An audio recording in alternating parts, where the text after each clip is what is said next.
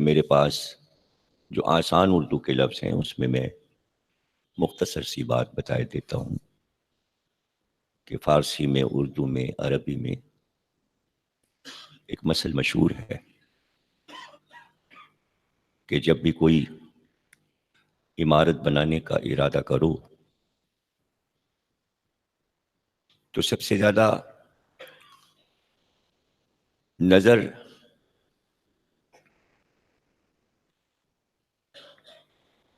بنیاد پر رہے۔ دیکھو بنیاد ٹیڑھی نہ ہو جائے، بنیاد اگر کج ہو گئی پھر عمارت کو سنبھال نہیں پاؤ گے۔ یہ سب جانتے ہیں کہ مثال کے لیے دنیا میں ایک مینار جسے پیسا کا مینار کہتے ہیں، دنیا کے 7 عجائبات میں اس کو شمار کرتے ہیں کہ وہ ٹیڑھا ہے، کج ہے، بنیاد میں کوئی خامی رہ گئی تھی اور اس کو سنبھالنے کے لیے جانے کیا کیا اس میں اپنی سائنسیں اب تک سائنسداں استعمال کر رہے ہیں کہ گرنے نہ پائے۔ لوہا، لنگر، پتھر جو بھی لگا سکیں اس کو روک رہے ہیں کہ گر نہ جائے، اس لیے کہ ٹیڑھا ہے۔ اس لیے دین نے سب سے زیادہ زور دیا دین کے اصولوں میں، اصول دین 5 ہیں۔ اصول جڑ کو کہتے ہیں، اگر جڑ آپ کی مضبوط ہے تو درخت مضبوط رہے گا، ورنہ تنا بھی کھوکھلا ہو جائے گا، شاخیں بھی بیکار ہیں۔ اس لیے دین نے پہلے کہا اصول مضبوط کر لو، توحید، عدل، نبوت، امامت، قیامت، یہ تمہاری بنیاد ہے، اسی بنیاد پر تمہیں دین کی عمارت تعمیر کرنا ہے۔ بس جو کچھ بھی ہم ان مجالس میں بیان کرتے ہیں وہ یہی بیان کرتے ہیں کہ بنیاد مدینے میں بعد رسول ٹیڑھی رکھی گئی تھی۔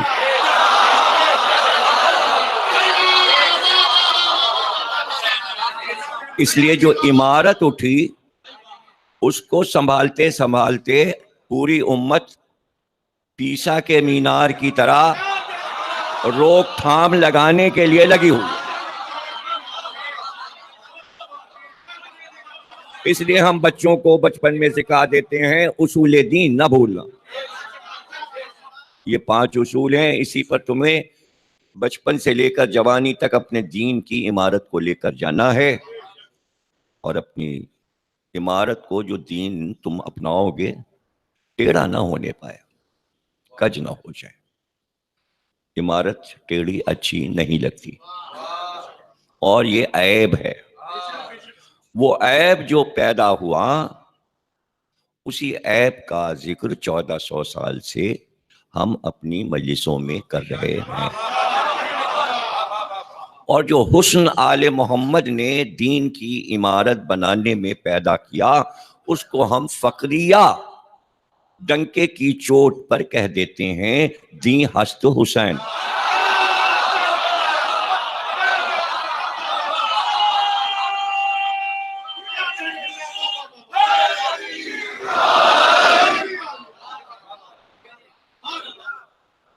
تو وہ آغاز تھا۔ شہزادی نے سمجھانا چاہا کہ دیکھو تمہیں ایام جاہلیت کی رسومات سے بابا نے ہٹایا ہے اور تمہاری پرانی عادتوں کو چھڑایا ہے۔ اب تم ایسا نہ کرو کہ بابا کے بعد تم الٹے قدم پھر اسی دین پر واپس چلے جاؤ جس پر تم پہلے تھے۔ چونکہ آبائی دین بہت دن تک سب کا پسندیدہ دین رہا تھا، اب جملہ آتا ہے تو پھر کیا کریں، مجبوری ہو جاتی ہے کہ جو لوگ کلمہ پڑھ کر مسلمان ہوئے تو ان کی زندگی کے وہ سال زیادہ ہیں جو وہ اسلام پہ رہے، یا وہ برس زیادہ ہیں جو کفر کی حالت میں رہے؟ دعوت فکر دے رہا ہوں میں آپ کو، حساب لگا لیجئے۔ بعثت پیغمبر 23 برس ہے، 13 برس مکے کے، 10 برس مدینے کے، 23 برس کی زندگی سب کی ہے ان کے دین کی۔ اب اگر کوئی 70 کا مرا، 80 کا مرا، تو اس عمر میں سے 23 اسلام کے دن نکال لیجئے، تو جو سال بچتے ہیں وہ سب کفر کے ہی تو ہیں۔ تو پرانی عادتیں ایک دم سے چھوڑ دینا مشکل تھا، اور حق شہزادی کو تھا کہ وہی بتائیں، وہی سمجھائیں، اس لیے کہ آپ بعثت کے بعد دنیا میں آئی، بعثت کے 5 برس کے بعد، 7 برس کے بعد، مختلف تاریخیں مورخین نے لکھی ہیں، یعنی اسلام آ چکا تھا تب بی بی اپنے بابا کے گھر میں آئی، امت بن رہی تھی، بن چکی تھی، اعلان نبوت ہو چکا تھا۔ خدیجہ بی بی نصرت رسول میں اپنی پوری دولت کو صرف کر چکی تھیں، اور اس منصب کو وفات خدیجہ کے بعد شہزادی نے سنبھال لیا۔ یہ بڑی بات تھی کہ ماں کی ذمہ داریاں بیٹی نے اس طرح سنبھالی کہ خانہ کعبہ میں عبادت کے درمیان اونٹ کی غلاظت، اونٹ کی اوجڑی پشت رسول پر سجدے میں رکھ دی گئی، اور لوگ تالیاں بجا کر رسول کے گرد مذاق اڑا رہے تھے رسول اللہ کا، جس میں ابو جہل آگے آگے تھا، اور سارے ہی ابو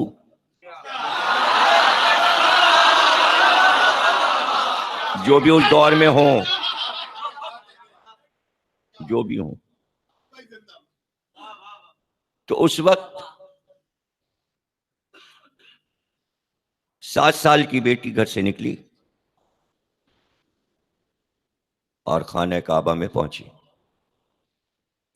تو شور ہو گیا، ہٹ جاؤ، خدیجہ کی بیٹی آ رہی۔ یعنی یہ روب و دبدبا خدیجہ بی بی کا تھا، اب یہاں سے چلے جاؤ، خدیجہ کی بیٹی آ رہی۔ اور پھر تاریخ نے،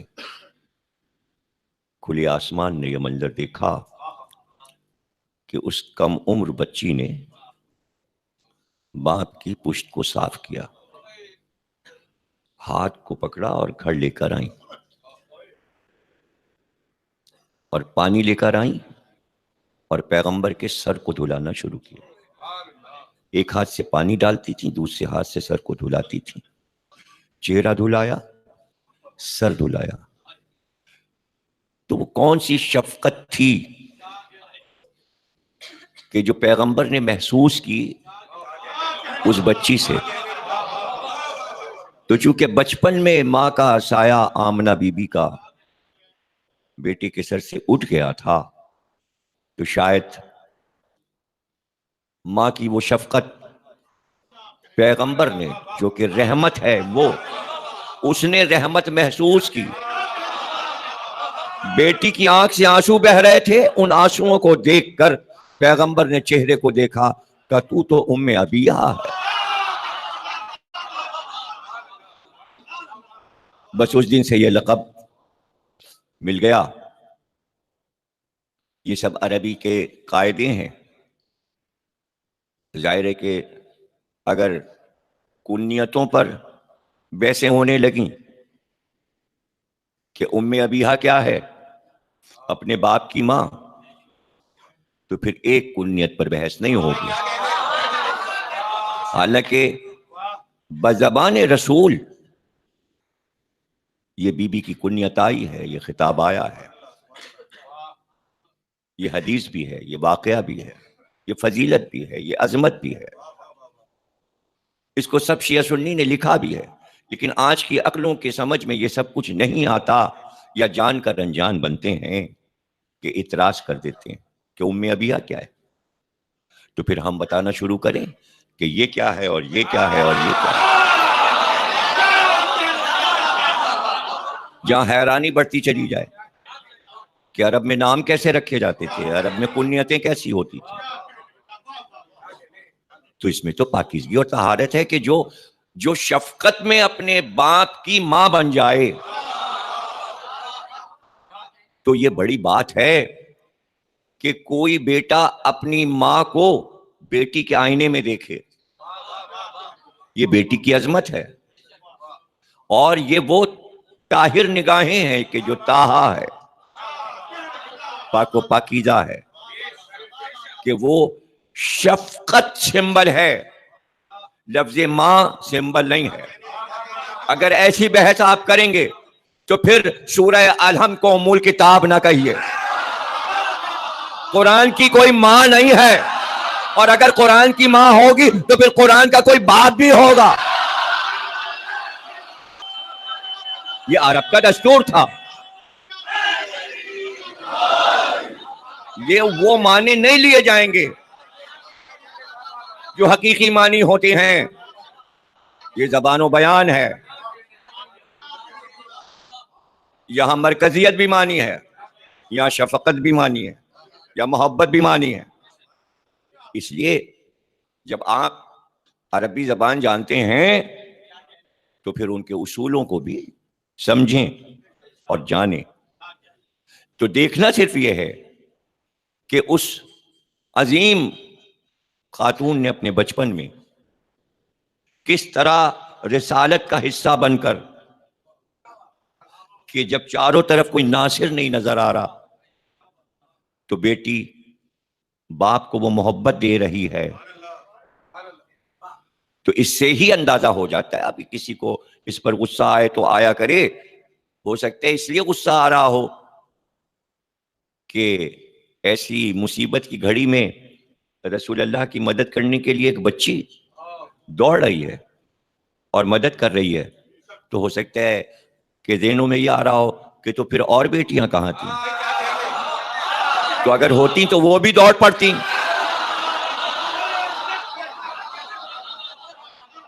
تو پھر 4 بیٹیاں باپ کے گرد ہوتی نا، ایک بیٹی نہ ہوتی. اور پوری سیرت صرف گواہ ہے، شہزادی کونین کی پوری حیات اس بات کی گواہی دے رہی ہے کہ بیٹی ایک تھی. بس یہی دلیل کافی ہے کہ حیات سیدہ کو دیکھو. حیات سیدہ خود گواہ ہے کہ بیٹی ایک ہے. ارے بھائی، آئے درود اتر رہی ہے تو ایک ہی بیٹی پر، مباہلے میں جا رہی ہے تو ایک بیٹی، آئے تطہیر چادر میں آ رہی ہے تو ایک بیٹی، سورہ دہر آ رہا ہے تو ایک بیٹی. ارے بھائی، رخصت ہو رہی ہے بیٹی تو داماد کا انتخاب ایک بیٹی کے لیے. اور اگر اور بیٹیاں تھیں تو رسول اللہ نے ایک ہی داماد کا ولیمہ کیوں کیا؟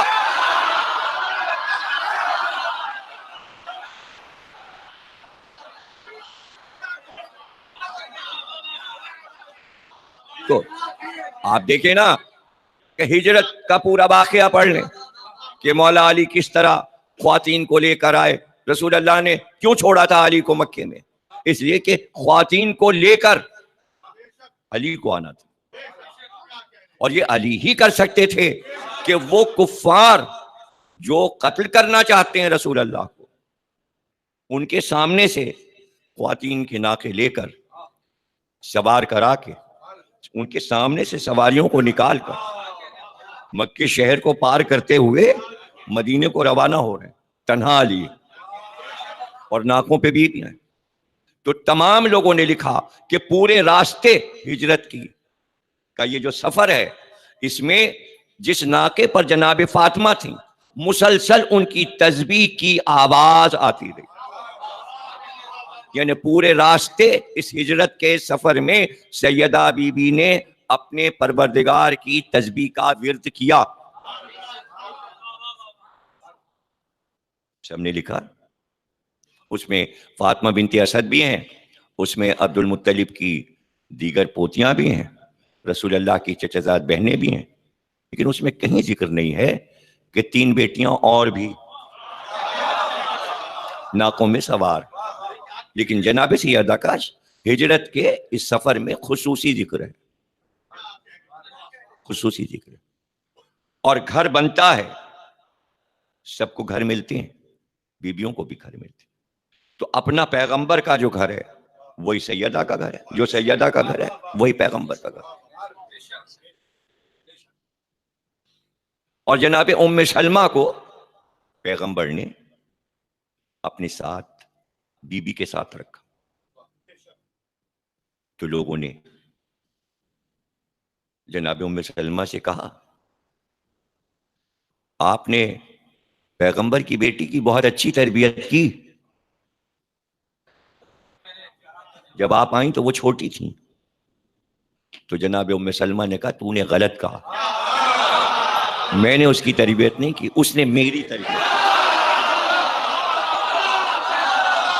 طور و طریقے دین اور اسلام کے اصول میں نے سیدہ سے سیکھے، کلام پاک کے رموز میں نے سیدہ سے پوچھے۔ تو جہاں ام سلمہ جیسی بی بی کے جن سے حدیث قصہ چشمدید ہے، اور ضروری تھا کہ وہ چادر کے کونے کو تھامے، یا رسول اللہ میں اس چادر میں آ سکتی ہوں، کہ چاہا ام سلمہ نے کہ تاریخ میں لکھوا دیں، تو آپ نے فرمایا ام سلمہ تم خیر پر ہو لیکن تم چادر میں نہیں آ سکتی۔ تو گویا ام سلمہ نے بند باندھ دیا کہ حدیث قصہ میں رسول کی بیویاں شریک نہیں ہیں، مرکزیت سیدہ کے پاس، اور یہ مرکزیت اللہ نے عطا کی۔ اور میں کہہ چکا ہوں اور کہتا رہتا ہوں کہ سب چادر میں داخل ہوئے خود رسول اللہ ہیں، لیکن جب تک چادر میں سیدہ نہیں آ گئیں آئے تطہیر اتری نہیں۔ یہ تمام آیات، یہ تمام احادیث جو پیغمبر کی زبان سے ہیں بی بی کی شان میں، وہ ایک حیات طیبہ کو ترتیب دے رہی تھی، اس لیے کہ عمر بی بی کو کم مل رہی تھی، 18 برس۔ تو وہ 18 برس کائنات پہ چھا گئے، اس لیے کہ وہ ام الائمہ بن گئی، وہ حدیث قصہ کا مرکز بن گئی۔ اور معصوم ملائکہ کے پوچھنے پر پروردگار نے یہی کہا کہ اس چادر میں سیدہ ہیں، پیغمبر کی بیٹی فاطمہ ہے، اس کا باپ ہے، اس کا شوہر ہے، اور اس کے بیٹے ہیں۔ مرکز تعارف اب قیامت تک زہرا رہیں گی، رسالت ہو یا امامت۔ اب یہ پوچھا جا سکتا ہے پروردگار سے کہ تو نے رسالت سے تعارف کیوں نہیں کرایا؟ تو وہ یہی کہے گا کہ اگر رسالت سے تعارف کراتا تو ولایت کا پلہ گھٹ جاتا، اور اگر امامت سے تعارف کراتا تو رسالت کا پلہ گھٹ جاتا۔ اس لیے تعارف اس شہ سے کرایا گیا جو مشترکہ سب کے پاس ہے، یعنی عصمت پیغمبر کے پاس بھی ہے، عصمت علی کے پاس بھی ہے، عصمت حسن اور حسین۔ تو مرکز عصمت، مسند نشین بزم طہارت ہیں فاطمہ۔ تو اب طہارت کی مسند پر صدارت سیدہ کی ہے۔ دیکھیں میں نے احتیاطاً میں نے نسیم ابروی کا مصرع پڑھ دیا، مرثیے کا شروع یہاں سے، مسند نشین بزم طہارت ہیں فاطمہ۔ مسند نشین اسے کہتے ہیں جس کے پاس صدارت ہوتی ہے، جو مسند پہ بٹھایا جاتا ہے۔ تو انہوں نے کہا یہ جو بزم طہارت کی اللہ نے سجائی تھی اس کی مسند نشین چادر میں زہرا تھی، اس لیے کہ تعارف ان سے شروع ہوا۔ یہ سب عالم اسلام کے لیے فخر ہے، امت کے لیے فخر ہے، اور سادات کے لیے تو فخر ہے ہی، اور اس پر ائمہ نے فخر کیا ہے، ان باتوں پہ فخر کیا ہے، جو فخر کے مقامات ہیں وہاں پر فخر کیا ہے۔